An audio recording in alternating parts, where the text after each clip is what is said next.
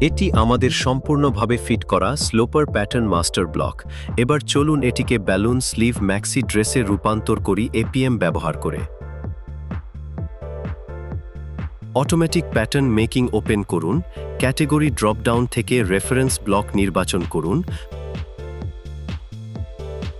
প্রয়োজন অনুযায়ী মাপ সমন্বয় করুন।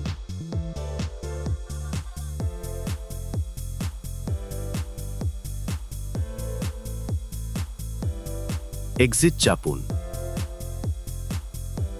রেফারেন্স লেয়ার বন্ধ করুন। বডিসে ফ্লেয়ার যোগ করি। ক্রিয়েট ডার্ট টুল সিলেক্ট করুন। বডিসে ফ্লেয়ার যোগ করুন এবং ডার্টস রিমুভ করুন।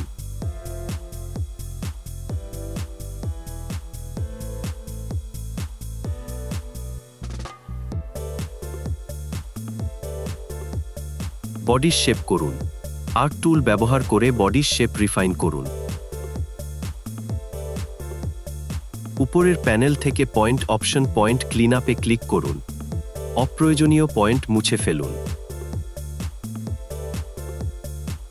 একই প্রক্রিয়া ব্যাক বডিশের জন্যও করুন। ফ্রন্ট বডিশের শেপ কপি করে ব্যাক বডিশে পেস্ট করুন।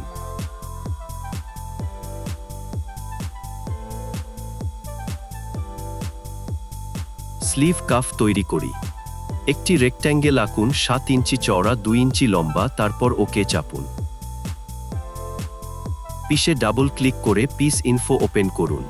নাম দিন স্লিভ কাফ। কাটের সংখ্যা ও ম্যাটেরিয়াল নির্ধারণ করুন।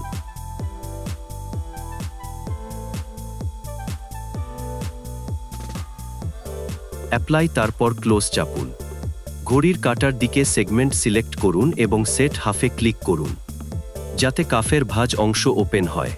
এখন ভিউ সিম বাটনে ক্লিক করুন। কাফের পয়েন্টে ডাবল ক্লিক করুন, সিম ভ্যালু দিন এবং ওকে চাপুন। বেলুন স্লিভ তৈরি করি। স্লিভ ওপেনিং সিলেক্ট করুন। মাল্টিফুলনেস টুল ব্যবহার করে ভলিউম বাড়ান এবং ওপেনিং 6 ইঞ্চি বৃদ্ধি করুন। তারপর piece menu scatter piece option select করুন।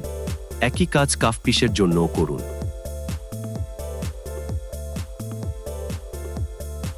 এখন আমাদের সম্পূর্ণ ফিট করা balloon sleeve maxi dress pattern প্রোডাকশনের জন্য প্রস্তুত।